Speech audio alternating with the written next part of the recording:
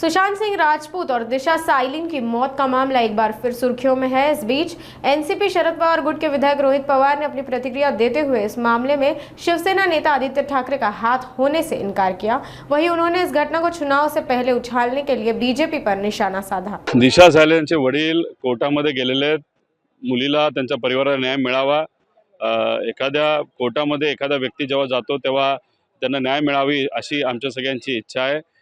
फक्त आदित्य ठाकरेंचं जे नाव घेण्यात आलेलं आहे त्यात मला असं वाटतं काही तथ्य नाही, पण ठीक आहे, कोर्टातून जेव्हा तो निकाल दिला जाईल ते त्या ठिकाणी आपल्या सगळ्यांसमोर तो विषय त्या ठिकाणी येईल। पण आमचं एकच मत आहे की आता बीजेपी या बाबतीतलं मात्र नक्की राजकारण करेल।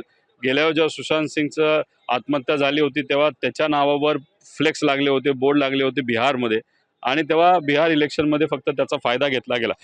आता 4 वर्षापैकी 3 वर्ष हे तुमचं सरकार आहे बीजेपीचं, त्यात तुम्ही SIT लावली होती, त्यातून काय झालं नाही, कोणालाच काही मिळालं नाही, आणि नंतर आता बिहारचं इलेक्शन 4 महिन्यावर आलं की तुम्ही सुशांत सिंगचा मुद्दा आता परत भाजप जर घेणार असेल तर बिहार इलेक्शन आणि मुंबई इलेक्शन त्याचं मूळ कारण असेल, आणि ह्यात फक्त राजकारण असं आपल्याला म्हणावं लागेल।